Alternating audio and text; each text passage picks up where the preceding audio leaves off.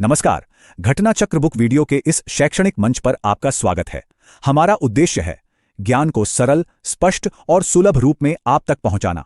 आइए आरंभ करते हैं अध्ययन और सफलता की इस यात्रा को। नमस्कार। भारत की कुदरत सच में अजूबों से भरी हुई है और इसे बचाने की जो कोशिशें हैं ना, वो भी उतनी ही कमाल की हैं। तो आज हम बात करेंगे कुछ ऐसे ही अनोखे जीवों की, उनको बचाने के नए नए तरीकों की और उन कोशिशों की जो हमारी इस कीमती बायोडायवर्सिटी को बचा रही हैं। तो चलिए शुरू करते हैं। तो शुरुआत ही करते हैं एक बड़े ही दिलचस्प सवाल से। सवाल ये है कि क्या कोई ऊंट समुद्र में तैर सकता है? सुनने में थोड़ा अजीब लगता है ना। मतलब रेगिस्तान का जहाज और समंदर दोनों का भला क्या लेना देना। पर देखिए, कुदरत का खेल ही यही है, वो हमेशा हमें चौंका देती है। और बस यहीं से शुरू होता है हमारा पहला पड़ाव, अनोखे जीव और उनकी अनोखी आदतें। हम मिलेंगे भारत के कुछ सबसे दिलचस्प जानवरों से। और ये सिर्फ जानवर नहीं है, ये तो इस बात की जीती जागती मिसाल है कि कैसे कोई भी अपने माहौल में ढल सकता है। मतलब कमाल का अडैप्टेशन है इनका। तो उस सवाल का जवाब है हाँ, बिल्कुल तैर सकता है। और ये रहा वो ऊंट, गुजरात के कच्छ का खराई ऊंट।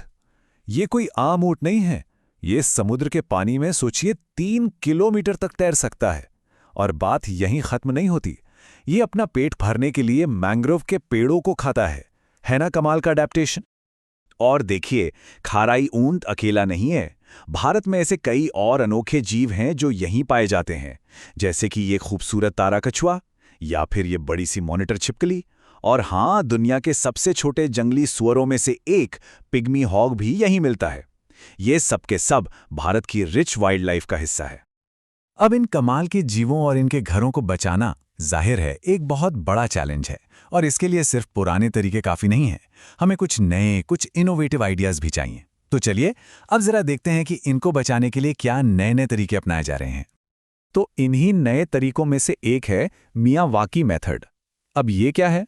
आसान भाषा में समझें तो ये एक ऐसी तकनीक है जिससे बहुत ही कम समय में एक घना बढ़िया सा जंगल तैयार किया जा सकता है। सोचकर देखिए, एक छोटा सा जंगल जो अपनी नॉर्मल स्पीड से कई गुना तेजी से बढ़े। इसका मेन मकसद है शहरों के बीच यानी अर्बन एरियाज में छोटे छोटे जंगल उगाना।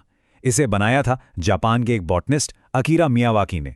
और सच कहूं तो ये हमारे शहरों में हरियाली वापस लाने का एक जबरदस्त तरीका है। ये कंजर्वेशन की कोशिशें सिर्फ जमीनी स्तर पर ही नहीं, बल्कि सरकारें भी इसमें आगे आ रही हैं। मिसाल के तौर पर सिक्किम को देखिए, वहां गिद्धों को बचाने के लिए एक स्टेट लेवल कमेटी बनाई गई है। इससे पता चलता है कि लोकल सरकारें भी इस मामले को लेकर कितनी सीरियस हैं। और ये काम सिर्फ एक राज्य या एक देश तक ही नहीं रुका है। सेव नाम की एक इंटरनेशनल ऑर्गेनाइजेशन है जो नेपाल और भारत दोनों जगह गिद्धों को बचाने में जुटी है। मतलब ये एक ग्लोबल एफर्ट बन चुका है। चलिए अब जरा एक ऐसे इकोसिस्टम की बात करते हैं जो हमारे तटों के लिए किसी गार्डियन से कम नहीं है, और वो है मैंग्रोव के जंगल।